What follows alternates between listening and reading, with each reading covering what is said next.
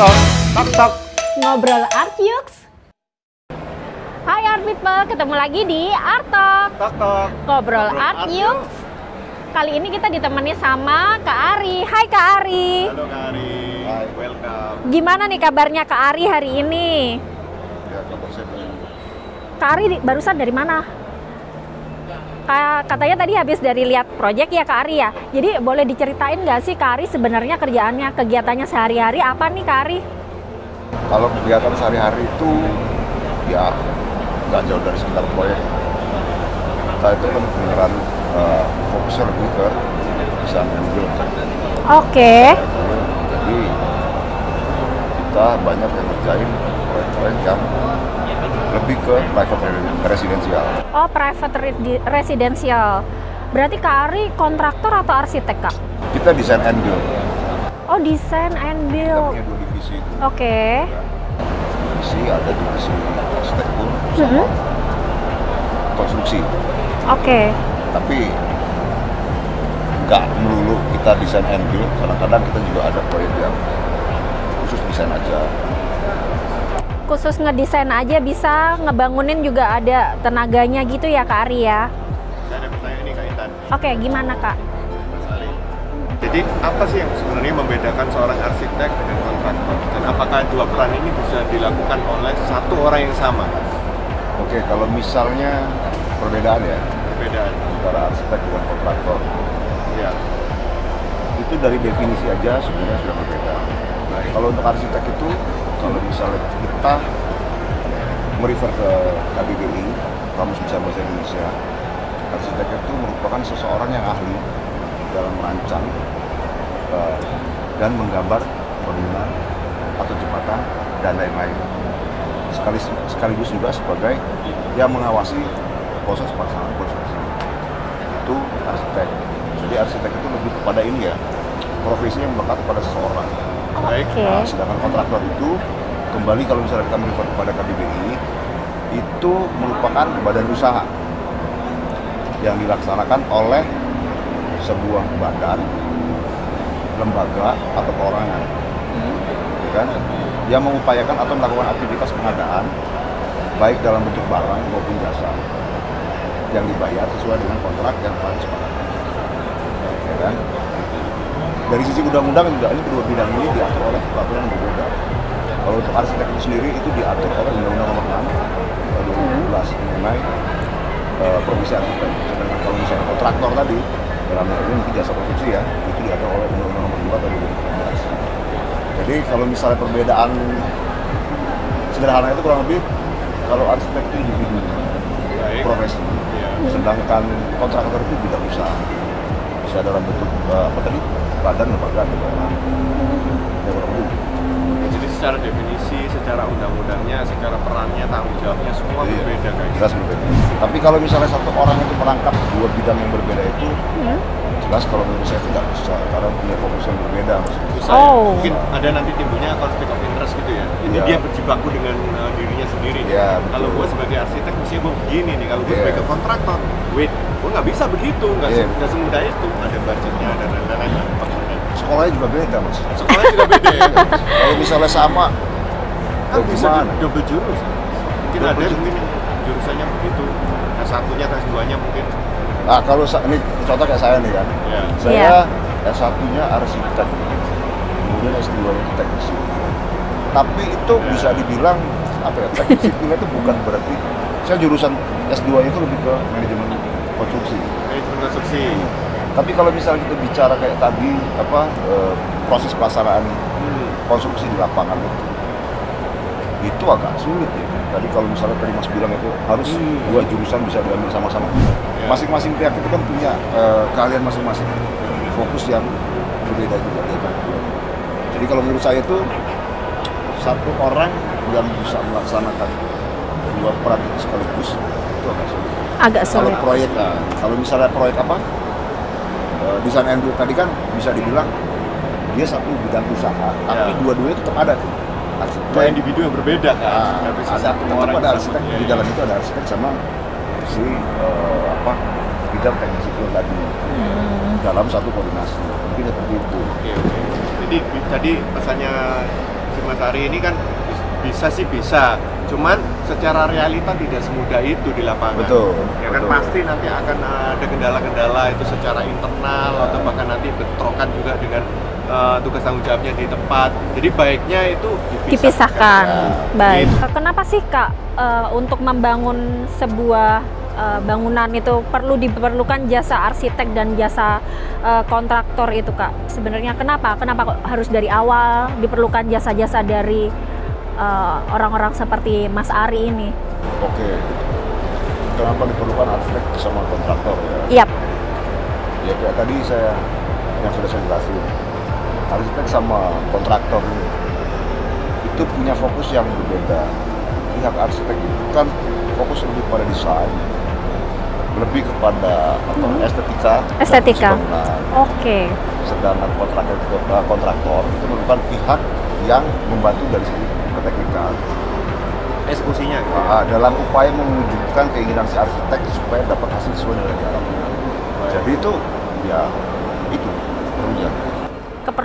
Perlunya di situ ya. Perlunya di sini. Jadi kalau misalnya bicara perlu akan lebih baik, kenapa kita harus ke arsitek atau kontraktor? Ya supaya kita bisa dapat hasil yang ideal sesuai dengan yang kita harapkan. Ya bisa aja kalau misalnya saya kasih ini ya. Analogi misalnya gitu ya. Oke, biar lebih mudah Kalau dipahami. Mbak Iya. Intan berobat, Oke, mending ke dokter atau yang lain? ke dokter. Ya udah, kurang lebih gitu. Oh, Mungkin oke. bisa. Jadi kalau misalnya saya ketemu klien saya itu, dia punya ide desain, dia ngoret sendiri, ya kan? Bisa kebangun, bisa. Tapi akan lebih tepat guna misalnya, sesuai dengan hasil yang diharapkan. Ya, kalau misalnya dia ke si arsitek. Oh, Jadi gimana ya? Kalau menurut saya akan lebih baik ke orang yang lebih mungkin paham. Tapi Ya, bukan berarti lebih expert. Tapi bukan berarti secara pribadi misalnya Mas Stephen sama Mbak Intan itu nggak bisa coba menuangkan ide sendiri kemudian bikin gambar yang apalagi kalau misalnya untuk kepentingan ini ya rumah pribadi sendiri, dia bikin gambar kasih misalnya ketemu kontraktor, saya maunya seperti ini nih, dia siapin, tapi tetap pada akhirnya nanti yang terjemahin gambar itu ya tetap si pihak arsitek. Jadi tetaplah kalau menurut saya diperlukannya lebih ke arah supaya kita bisa mendapatkan hasil ideal sesuai dengan diharapkan. Oke. Tapi harus bekerja satu sama yang lain, ini harus bergandengan tangan antara Iya. arsitek dengan kontraktor. Iya, ini. itu. Karena ya kan arsiteknya udah selesai nih gambarnya, speknya udah ini, mintanya seperti apa idealnya. Di situ dia lepas tangan begitu aja nggak bisa ya, Mas, Nggak ya. bisa. Tetap harus dikontrol kan ya. Kan kayak tadi yang saya bilangin tadi definisi arsitek itu, dia juga punya fungsi sebagai yang mengawasi pelaksanaan supaya di sana Oh, sesuai. oke. Sama juga di lapangan terkadang ditemukan kondisi yang sebelumnya tidak diketahui, misalnya waktu penggalian Iya, atau apa. iya. Nggak, maksudnya di luar ekspektasi Di lah. luar Ya, ekspektasi. Sana itu nanti sang arsitek dengan sang kontraktor ini pasti akan berunding lagi kembali solusinya bagaimana ini kan nggak sesuai ekspektasi di awal. Tapi Gitu. kalau misalnya ini terpisah nih ya, benar-benar terpisah, pernah nggak ngalamin misalnya mendapatkan partner, misal arsitek mendapatkan partner kontraktor yang benar-benar nggak pernah kenal, akhirnya nggak tahu karakter masing-masing, terus di tengah perjalanan terjadi perselisihan, maunya begini, maunya begitu, beda kemauan gitu, gimana Kak? Kalau misalnya dapat partner yang berbeda baru kenal sama sekali, ya itu sering ya, Oh sering ya? sering itu. Tapi kalau menurut saya kan pada pelaksanaan proyek ini kan itu pasti ada koordinasi antara pihak arsitek sama kontraktor dan yang membuat meminimalisir masalah kayak tadi Mbak Intan jelasin. Kalau untuk masalah sendiri sih saya pikir begini ya. Yang namanya proyek itu ya pasti ada masalah lah. Belum ada Proyek yang tidak bermasalah. jadi nggak ada proyek yang benar-benar 100% nggak ada masalah, itu nggak ada kalau menurut saya selama yang saya jalanin ya. Jadi kalaupun nggak 100% mungkin itu dia mencapai kondisi ideal yang bisa diterima oleh masing-masing pihak.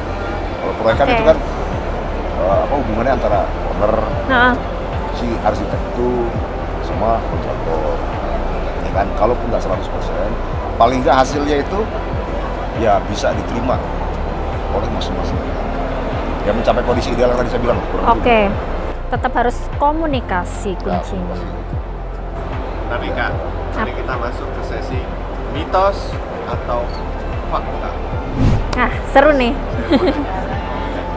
Apakah hal ini bisa dibilang mitos atau fakta terkait dengan arsitek dan kontraktor itu sering kontra? Iya, dalam arti yang baik ya sering. Ya, karena balik lagi tadi fokusnya beda. Fakta. Ya. Fakta. Fakta, guys. Mitos Tadi atau biasanya- fakta? Arsitek dan kontraktor sering kontra. Fakta. Tapi dalam pengertian yang baik ya. Oke. Jadi kontra itu dalam pengertian yang baik. Karena tadi seperti yang saya jelasin, fokusnya kan beda. Kalau arsitek pengennya bagus, desain yang dibikin sesuai dengan yang ditetapkan di awal. Aman juga ya, nggak cuma bagus ya, Mas ya. Ya. Kalau misalnya kontraktor, ini saya bicara berdasarkan pengalaman udah saya ini ya, Siap. saya alami gitu. Siap. Kadang-kadang kan kalau yang namanya proyek konstruksi itu kan terikat nama ini ya, sama waktu sama biaya ya. Jadi ada jangka waktu. Nah, kalau misalnya ada pelaksanaan itu kan kita sebisa mungkin tidak ada waktu yang meleset dari jadwal yang sudah ditetapkan. Yang menurut kita kadang-kadang ya udahlah supaya cepat, gimana caranya, ya kan dipermudah dalam artian ya apa ya, ada mungkin ada bagian disederhanakan dari desain arsitek. Nah itu kadang-kadang ya, arsitek nggak mau, tetap harus begini, nggak bisa begitu. Jadi sebenarnya idealisme itu diperlukan atau tidak? Idealisme dalam hal desain itu kalau menurut saya perlu ya. Oh, Ya Saya kalau setuju. perlu gengs Saya idealisme. setuju dengan Mas Ari ini. Big Ya, kalau- note. Harus. kalau nggak kelebihannya apa dong? Tujuannya apa? Kalau nggak ada idealnya kan ya kan? Jadi, kalau misal buat desain itu, saya rasa setiap arsitek itu mengeluarkan desain final itu ya sudah banyak pertimbangan lah. Pastinya, Mas. Itu udah banyak pertimbangan. Ya kalau saya bisa terima kalau misalnya mereka punya idealisme seperti itu. Harus mempertahankan desain sudah ditetapkan di awal. Ya. Ya kalau nggak gitu ya arsitek nggak punya kelebihan, ya biasa-biasa aja. Setiap arsitek ada Bener. ciri khasnya masing-masing loh. Ini Kaitan. iya betul. Iya Ini kan? bagus Harus. kalimatnya barusan. Harus, kalau menurut saya itu arsitek idealis dalam pengertian yang baik ya, harus. Di masa pandemi ini, apa ada yang berbeda dari proses pengerjaannya, Mas?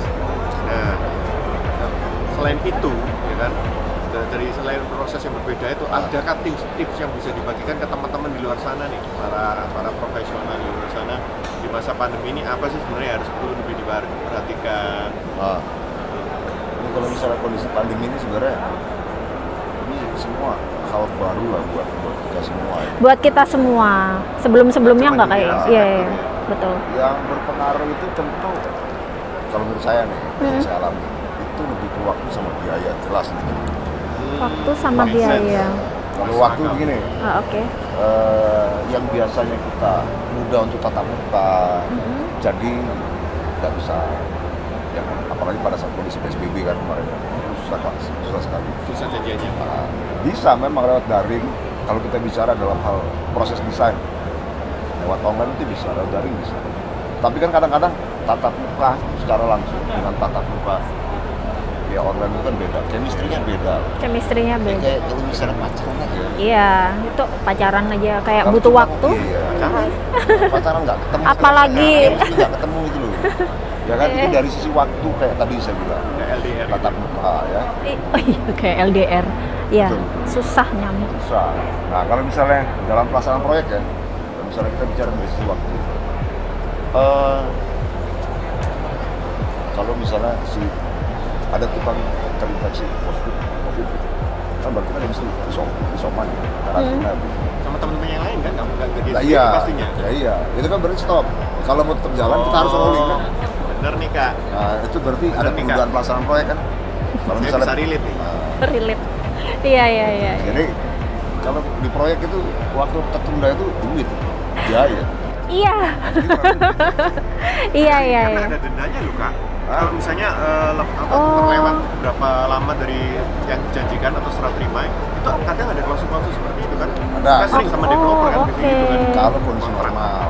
Iya. Oh. Tapi Oh, misalnya kalau pandemi, kan, ya kita bisa coba. Dispensasi. Ya, diskusi Jadi ada kurang kondisi lebihnya. seperti itu. ya kan? Jadi banyak pengaruhnya, terutama di waktu sama biaya tadi. Sekarang buat pelaksanaan protokol kesehatan sendiri kan, kayak tadi saya bilang kasus misalnya si tukangnya itu positif, kita rolling dengan sumber daya yang baru kan harus ada protokol kesehatan, tes antigen segala macam. Iya benar. Nah itu extra cost. Itu tadi masa pandemi. Kak, Mas Hari, kalau misalnya di luar masa-masa pandemi dulu sebelum pandemi atau masalah-masalah mungkin yang nantinya akan timbul setelah semua ini berakhir, kehidupan kita kembali normal, itu apa sih biasanya yang dihadapi oleh arsitek dan kontraktor? Ya, kalau yang dihadapi sama arsitek sama kontraktor selama ini, kalau menurut saya sih itu semua masalah yang umum ya. Malah karena umum ya, menurut saya bukan masalah gitu. Bisa diselesaikan semuanya. Kayak tadi misal contoh gini ya, masalah yang sering dihadapi tadi. Ada miskoordinasi antara arsitek dengan kontraktor karena mereka masing-masing punya keputusan berbeda tadi kan. Yep. Arsiteknya begini, ternyata pada saat pelaksanaan proyek itu hasilnya di luar yang diharapkan oleh si arsitek. Ya dalam artian mungkin bentuknya ada sedikit perbedaan dari desain awal. Itu salah satu masalah. Kemudian ya ada banyak perubahan dari si owner itu. Mintanya macam-macam lah kasarnya. Mintanya macam-macam. Jadi ada banyak perubahan desain, otomatis ada pekerjaan tambah. Itu salah satu yang bikin proyek itu jadi lambat selesai. Itu sama dan antara arsitek sama kontraktor selain itu yang miskoordinasi lebih banyak di pelaksanaan lapangan langsung. Namanya tukang, para tukang sama laden. Ya itu masalah standar yang dihadapi dalam umum. Jadi bisa dibilang jadi masalah karena umum tadi yang menurut saya itu masih bisa diselesaikan dengan koordinasi yang baik. Tidak ada masalah yang tidak bisa diselesaikan. Mitos atau fakta? Nih Mas Ari, di kepercayaan lokal nih ya, mitos atau fakta Mas Ari? Di kepercayaan lokal ada istilah yang namanya tumbal project. Itu mitos atau fakta, Mas Ari? Oh. Gue boleh nebak dulu nggak? Apa? Fakta. Fakta? Karena saya pernah sering kali dengar ceritanya seperti itu. Merinding. Tapi saya biarkan Mas jawab. Merinding. Fakta. Tapi saya nggak bisa bilang itu 100% fakta ya. Tapi kenyataannya ada, yang begitu ada. Saya nggak percaya. Karena kepercayaan sih ya. Kalau ngomong. Tapi nggak 100% gitu kan dari berapa ada. Jadi balik lagi tergantung kepercayaan orang-orang yang itu ya, pelakunya.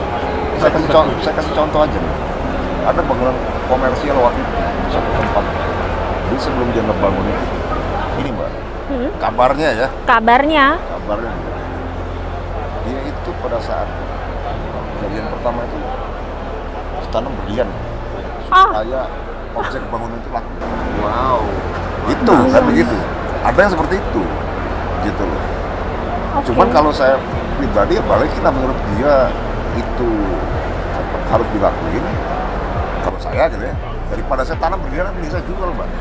Iya. Tapi lah emang budget yang diterima begitu.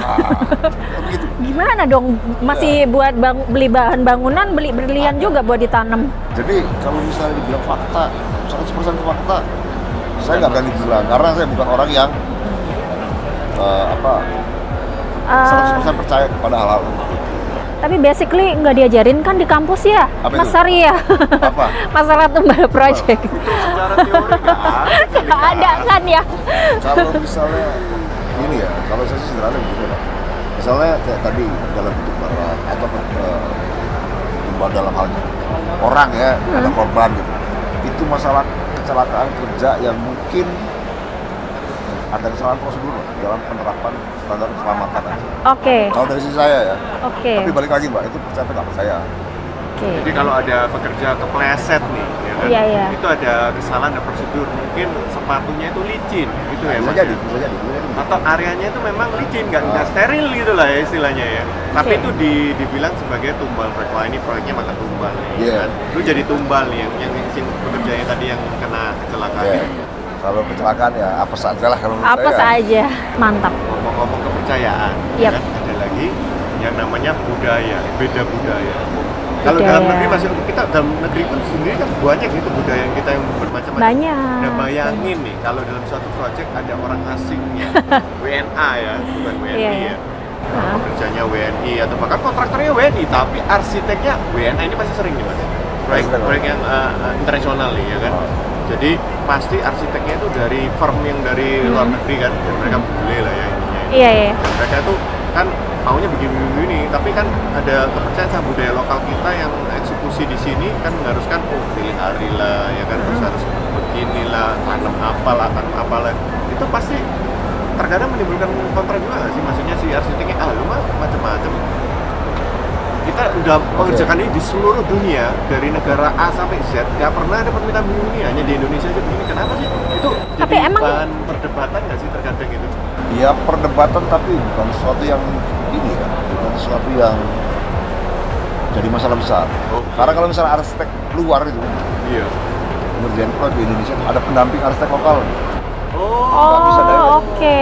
Bisa direct. ini masuk akal. Jangan nih. sembarangan mereka. Jadi udah diadvis kalau kita di Indo seperti ini gitu. Tapi yang jadi pertanyaan lanjutan adalah memangnya di luar negeri nggak ada tuh kepercayaan semacam itu? Tergantung negaranya kan. Ya, barangkali tahu. Betul. Tergantung negaranya. Tergantung negara. Beda negara beda. Beda budaya, beda kepercayaan. Ya, ada negara yang kaya budaya, ada negara yang nggak begitu banyak budayanya. Ya itu contoh ini aja, yang kekinian itu. Kayak kemarin balapan motor. Ya, Mandalika. Nah, Oh, Mbak Rara. Iya, iya, iya. Di luar kan nggak pakai begitu, Pak. Tawang ya? Iya, Pawang, tapi kan kita Pawang harus Fusion. pakai itu sebagai Itu kantong. viral tuh sih. Mbak Rara. Hebat tuh ya. Baru-baru kali ini kan Skillnya terlihat gitu secara di dunia kaca internasional semua pada kagum. Iya. kan baru kali Iya. ini. Baru kali ini mendunia Tergantung tempat, langsung. tergantung tempat. Langsung terkenal ya. Begitu. Begitu. Timingnya tepat sekali. Dalam perkembangan dunia arsitektur ini, menurut Mas Ari, variasi daripada elemen dekorasi di Indonesia itu bagaimana dan apa yang diharapkan ke depannya? Variasi daripada elemen dekorasi di Indonesia. Pilihan gitu ya. Ya. Dekorasi. Ini dari yang saya alami. Ya. Kalau saya lihat untuk elemen dekorasi itu sendiri, dia jelas semakin baik kualitasnya. Jadi semakin berkembang. Makin banyak pilihan. Makin banyak pilihan. Good. Sebagai contoh begini aja ya. Kalau dulu itu kalau misalnya kita bikin panel kayu sebagai elemen dekorasi tadi, Ya. itu kita harus pakai kayu solid. Perkembangannya seperti itu. Solid. Kemudian ada kalau nggak pakai kayu solid, kemudian berkembang ke penggunaan veneer kayu. Kemudian berkembang lagi ke APL itu untuk ini ya apa yang tadi dalam kasus kalau kita mau bikin panel. Untuk elemen penghijauan, kalau dulu kan kita agak repot.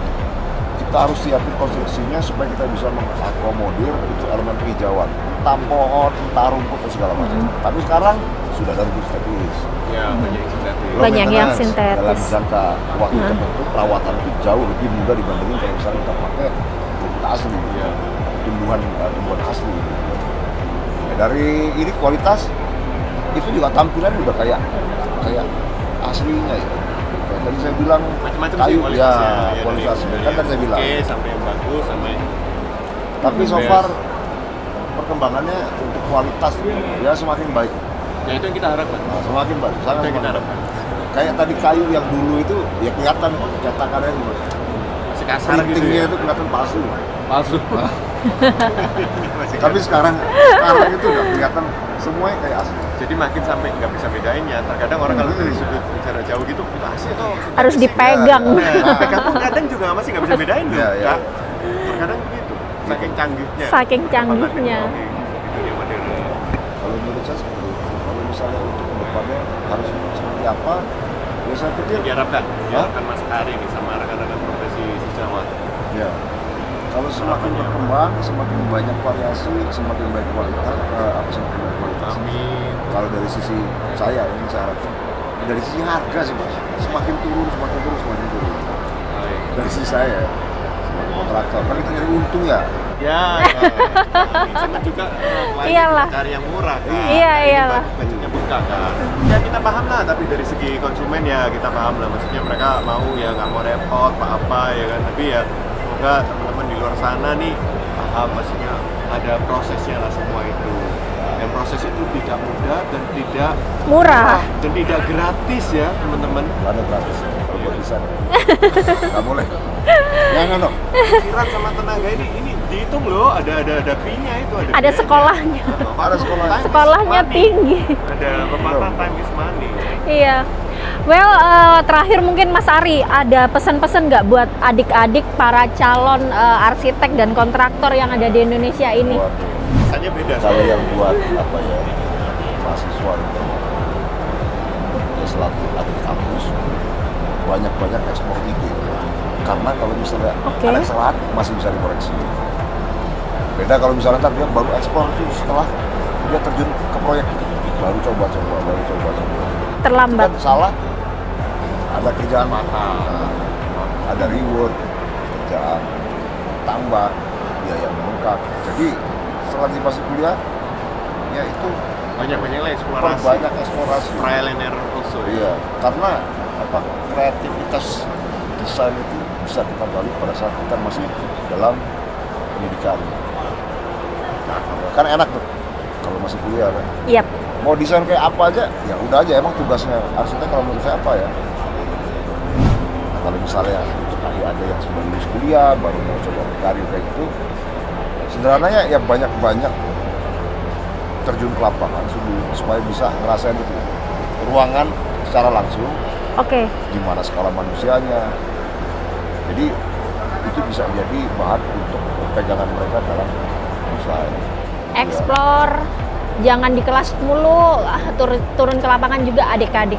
Nah, Ya. ini kalau buat teman-teman yang baru memulai. Gitu, ya, baru memulai. Iya. Mulai karir. Profesional muda. Profesional muda, dia harus banyak ini, seperti yang saya bilang, lebih ke lapangan lah supaya bisa ngerasain ini ya, apa suasananya langsung.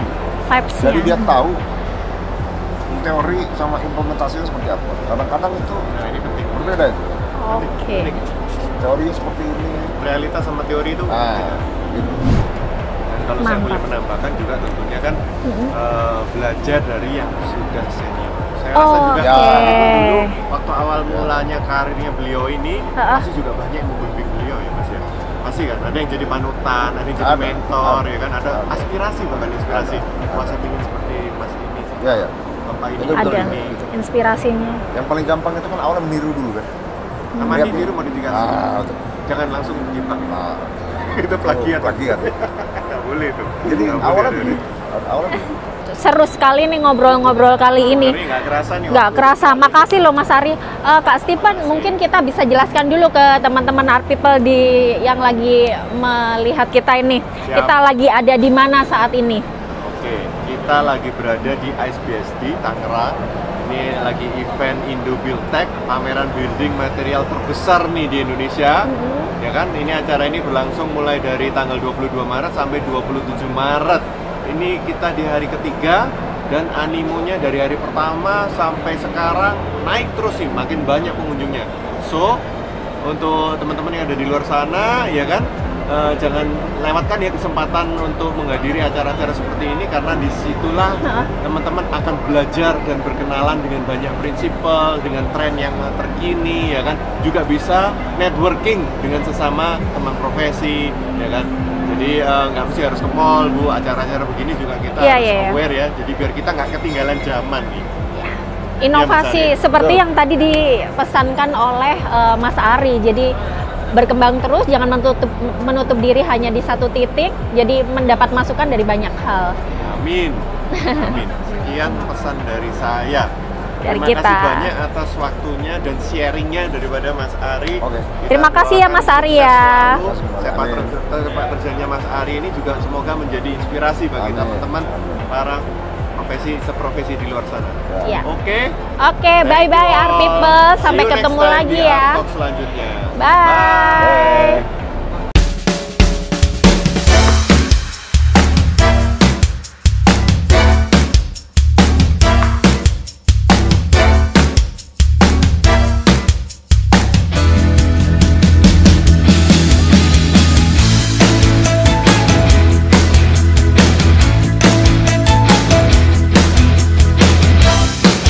Art Talk.